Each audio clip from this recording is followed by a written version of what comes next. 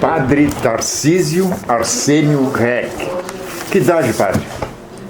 57 anos, bem vividos. 57 anos. Natural de Bom Princípio, no pé da serra do Rio Grande do Sul. E cidadão honorário de Gravataí desde terça-feira passada. O que significa esse título para o senhor? Significa ser um cidadão igual a tantos que vêm a esta terra para desenvolver seu trabalho. Sendo padre, não quero ser mais e não sou mais do que ninguém, mas sou um entre tantos que estamos aí ajudando a construir o desenvolvimento deste município. E olha que desenvolvimento não significa apenas econômico. Desenvolvimento significa que as pessoas possam viver bem, né? Esse é o grande objetivo, aliás, da religião, fazer com que as pessoas vivam bem. Então, por aí que eu desenvolvo o meu trabalho. Entre idas e vindas, há 18 anos orbitando Gravataí, as suas paróquias, as suas igrejas.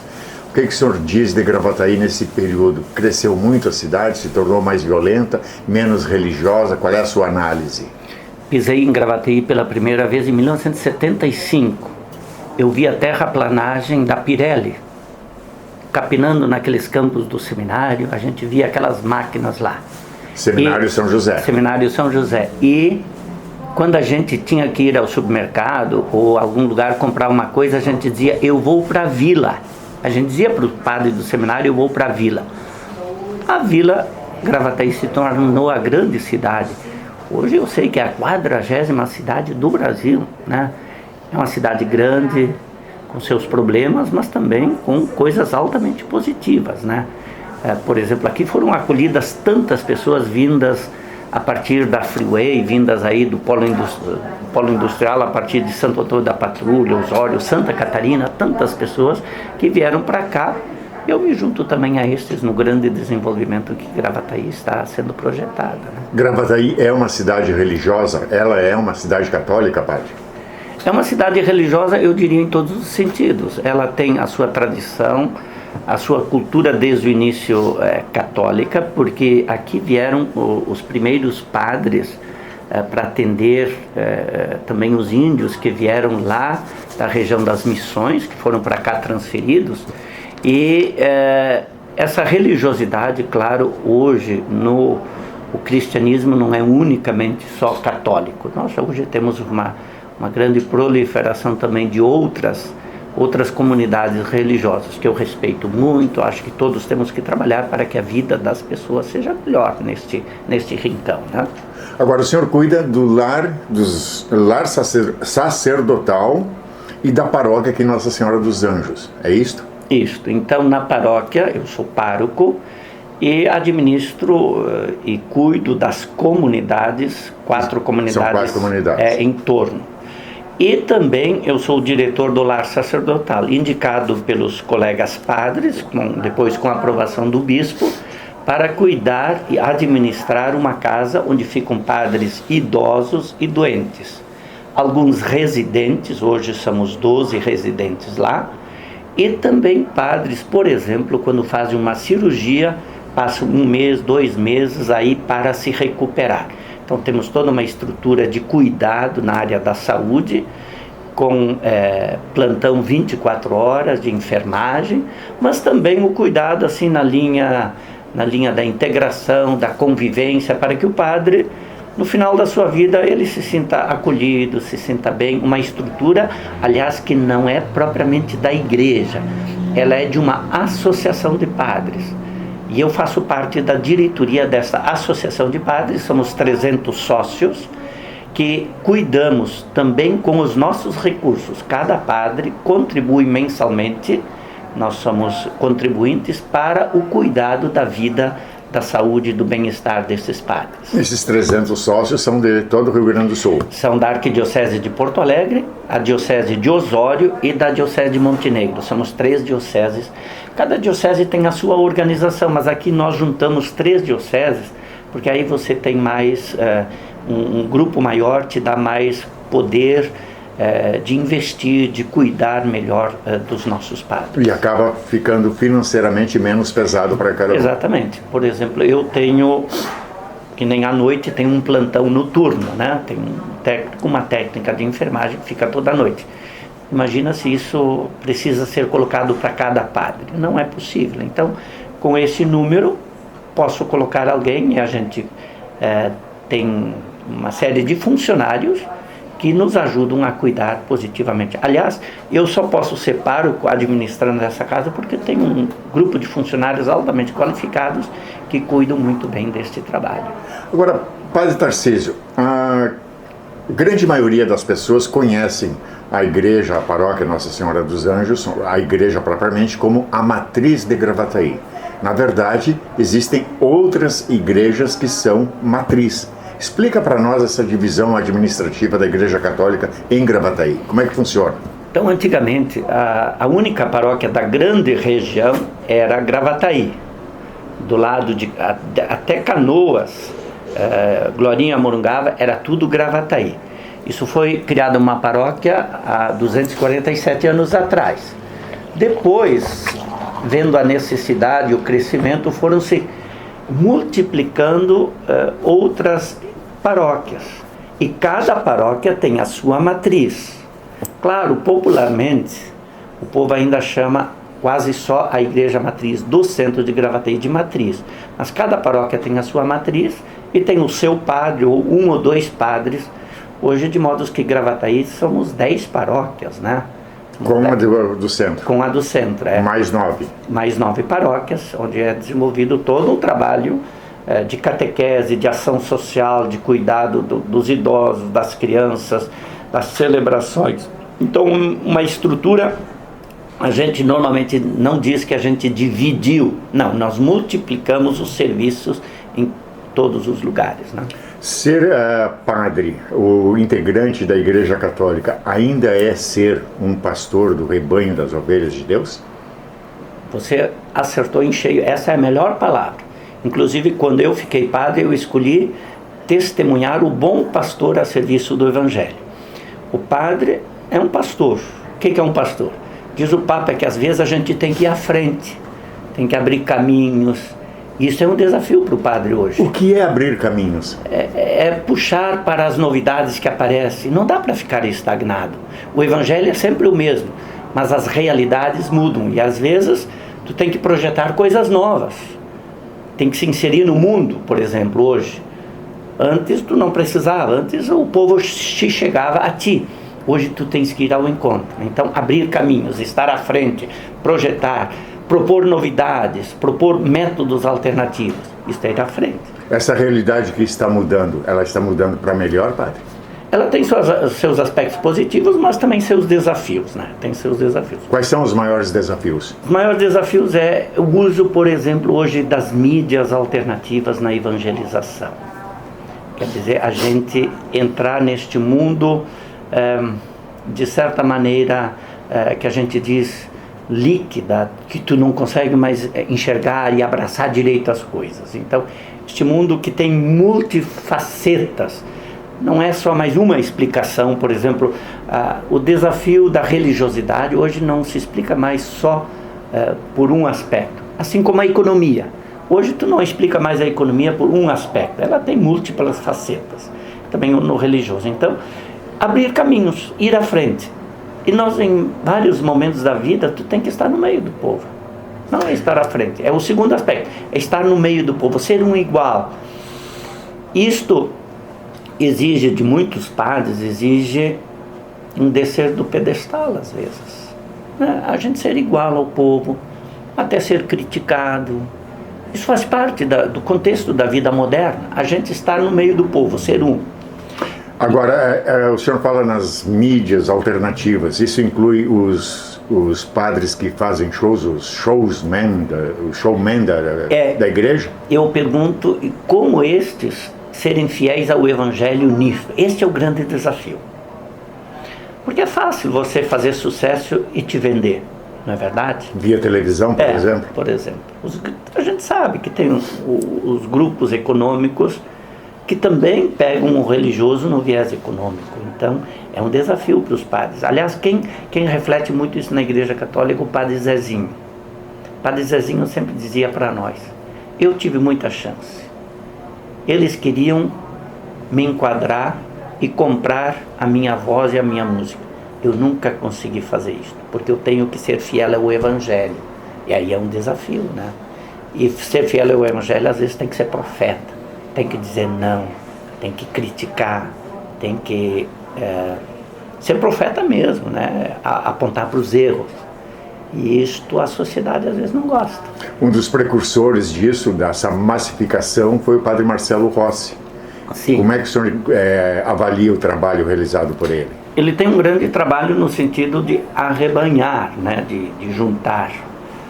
E assim tem vários outros, tem o padre Alessandro Campos, padre Reginaldo, são vários padres que trabalham e trabalham muito bem.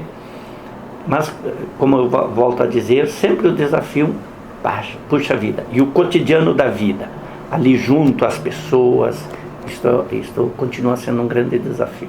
O senhor trabalhou como assessor na CNBB, que é a Conferência Nacional dos Bispos do Brasil. Essa sua atividade, ela lhe permite, obviamente, fazer uma análise mais global do Brasil, como país, como religião. Qual é essa análise, considerando que hoje, por exemplo, nós temos como falamos antes, uma gama maior de religiões e cada vez mais ocupando o espaço da própria Igreja Católica? Eu acho que até isso nos ajuda a nós nos purificarmos, porque também a Igreja Católica tem seus erros, todos nós sabemos, né? Cotidianamente a gente se defronta com as coisas boas e com as fraquezas. Eu pessoalmente vivi durante muitos anos, talvez uns 12 anos da minha vida como padre, conhecendo os homens mais santos do Brasil. Por exemplo? Dom Luciano Mendes de Almeida, Dom Ivo Lorscheiter, Cardeal Aloísio Lorscheiter, São Paulo, Dom Fragoso. Quando eu cheguei na CNBB, Dom Helder já tinha falecido, mas ainda conheci Dom Paulo Evaristo Ardes. Então, tudo personagens... O senhor citou 3 gaúchos. Tudo personagens que ajudaram a construir uma grande ligação entre fé e vida. Eu acho que isso é o grande... E na CNBB a gente se debatia com as grandes questões nacionais, né? A CNBB, a igreja sempre quer iluminar, a partir da fé, a vida das pessoas, né? Ajudar a refletir, a pensar. A igreja nunca quis ocupar o lugar de ninguém, mas ser parceiro na grande reflexão, né?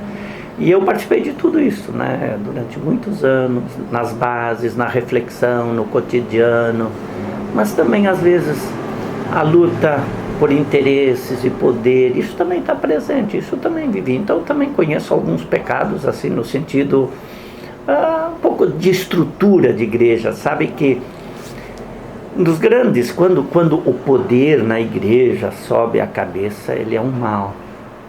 O nosso grande poder é, agora tu podes servir. Esse é o grande poder.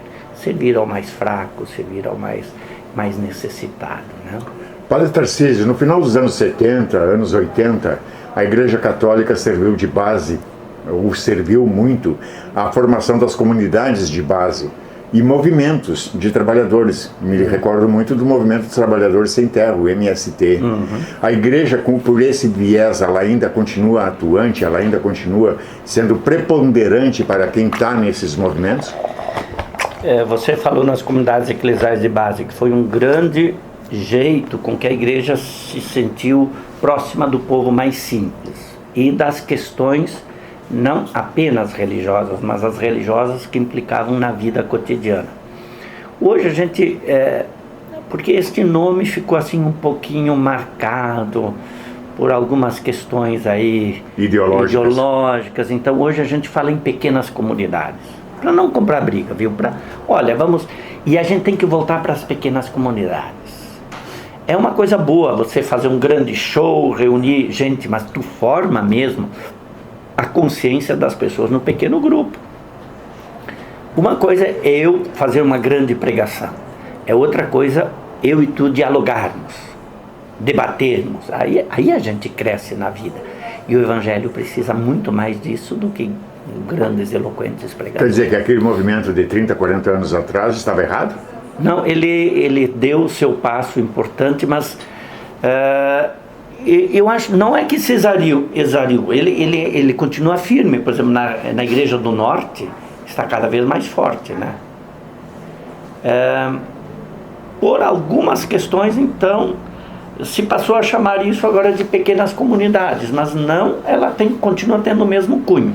A palavra de Deus, a vida e a celebração são as coisas. A igreja continua sendo social? Precisa ser social. Por quê? Porque a igreja, ela existe para 3 coisas: para a palavra, para a liturgia e para a caridade. A igreja, ela atualiza sempre a palavra de Deus nas celebrações e a vive concretamente na caridade, na solidariedade. E o nome da caridade, qual é que é? Justiça, né? A justiça social é o grande empenho da igreja, continua sendo, sempre será, sempre será. Mas a Igreja Católica também tem o seu revés em bons momentos, aí, em alguns momentos, por exemplo. A questão da pedofilia no meio, entre os padres, sim. A questão ideológica que tendem, as pessoas taxam muito os padres de serem esquerdistas. Como é que o senhor vê essas 2 questões principalmente? Primeiro, cara, a pedofilia é crime, e como crime tem que ser tratada assim. Realmente, se há um caso, e esses casos não existem, claro, que só no clero, existem também entre outros profissionais, mas na igreja ele dói muito mais, por isso tem que ser mais penalizado ainda, como crime tem que ser tratado. Eu acho que o Papa Francisco está dando uma mostra que tem que ser assim. Quanto à questão ideológica, você fala de esquerda, eu chamaria a atenção que eu gosto de ideologias. Eu não gosto de pessoas que não são ideológicas. Já pensou alguém que não tem ideias? Quais são? Que é ideologia? É um conjunto de ideias. E na igreja nem sempre precisam ser todas de esquerda. E tem muito pensamento, muito conjunto de ideias que também puxa para o outro lado. Isso tem na igreja. Eu trabalhei na CNBB e lá a gente sempre tentava trabalhar a aproximação, né?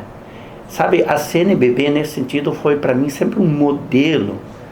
Eu encontrei lá bispos de esquerda, de centro e de direita, né? Mas sempre a gente tentava compor sem nunca dividir. É difícil isto, é um trabalho de muita paciência. Padre Tarcísio, uma questão muito mais local. Gravataí, ela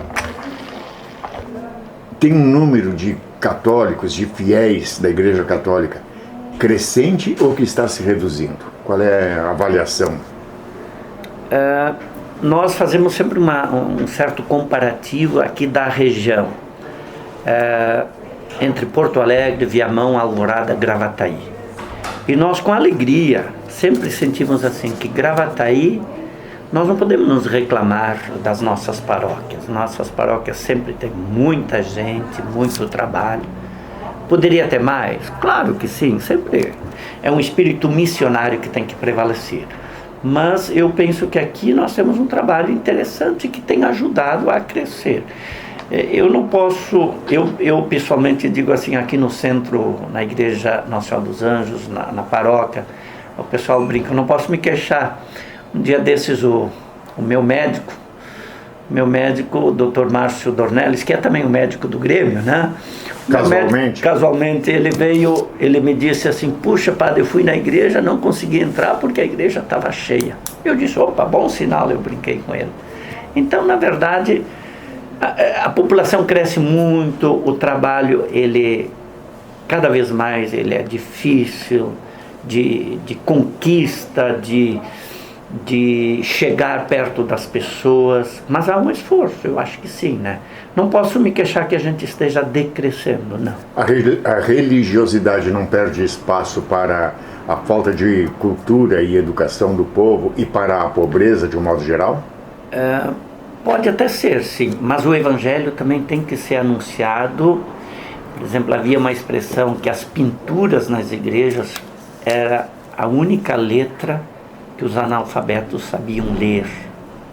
Então, nós temos que fazer um esforço cada vez maior de chegar mais próximo com o Evangelho.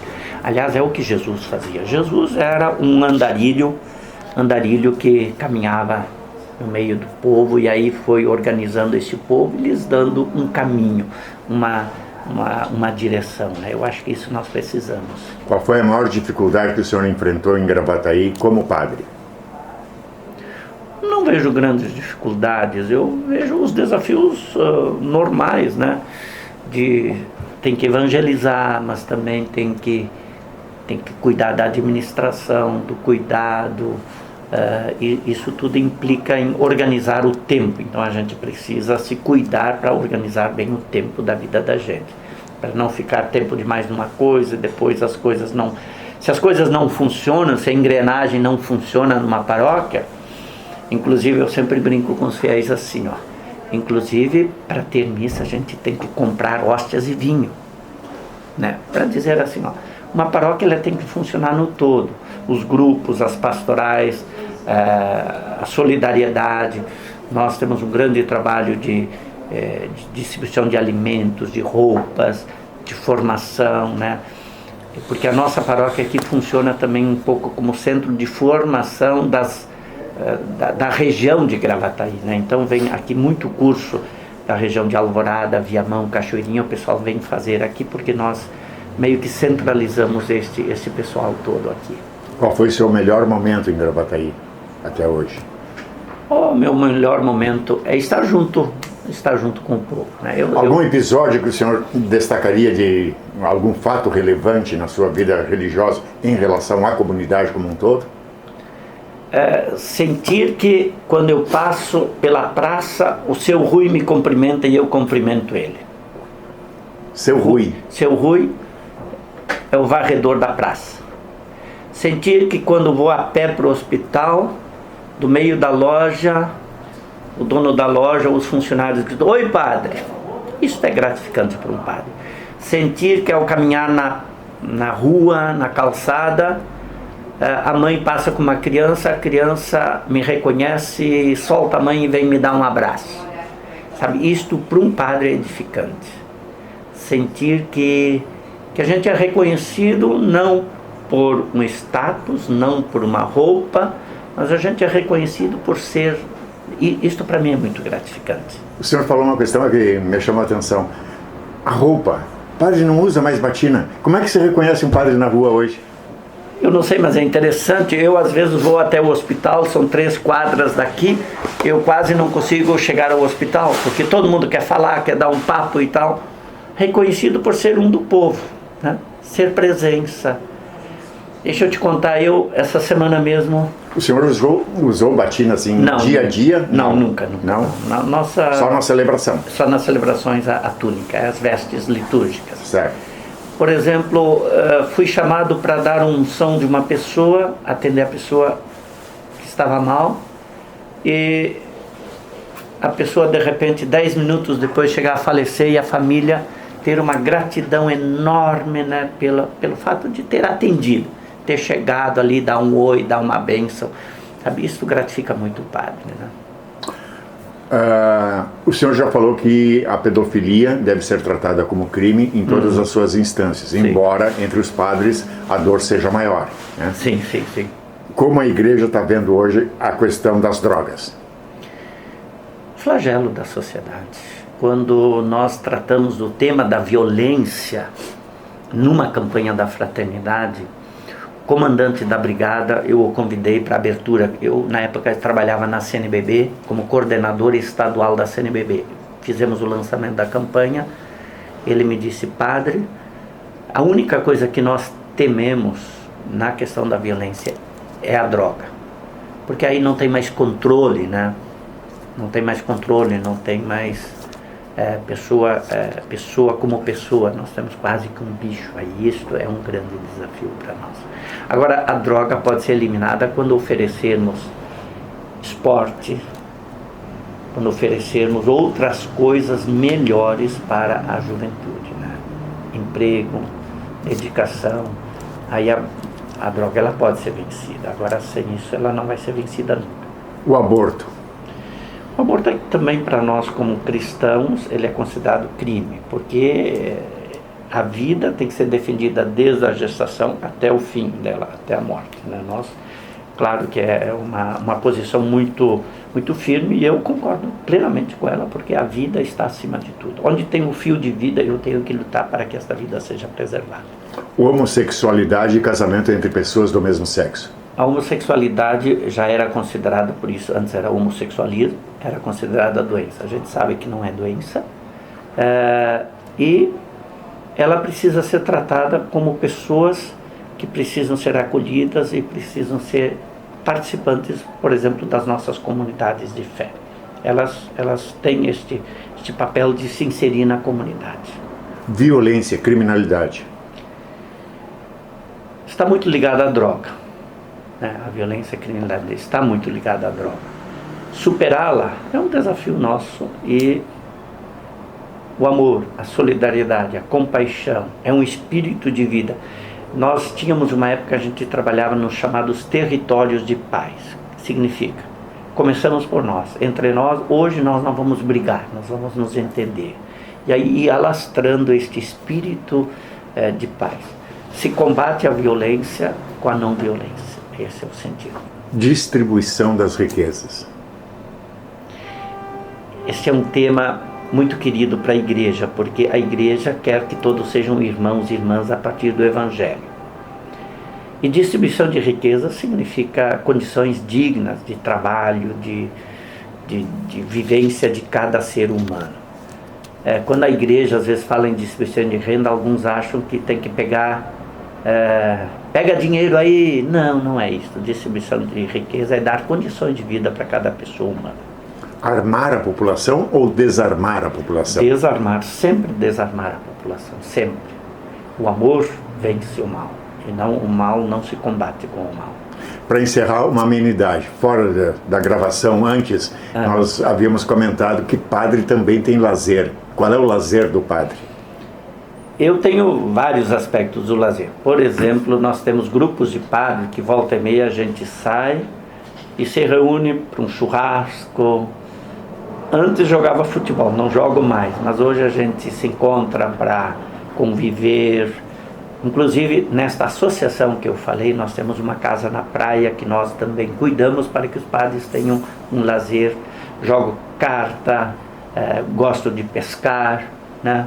Faço também assim uma terapia que eu gosto muito de lidar com a terra, gosto muito de horta, de jardim, é uma terapia que eu gosto e uso também como lazer isso. Uma palavra sua como religioso para quem está assistindo a gente. Que nós possamos, a partir da fé, independente do credo religioso, que nós possamos tentar viver como irmãos e irmãs. Não é impossível isso, é possível quando cada um ceder um pouco e respeitar o outro. Nem todos sempre são simpáticos para a gente. Mas também não precisa ser antipáticos, é preciso entrar na vida das pessoas e compreender cada pessoa em sua situação. Parabéns pelo seu trabalho, pelo título de cidadão honorário de Gravataí. Muito obrigado por receber a gente. Valeu, obrigado a você também.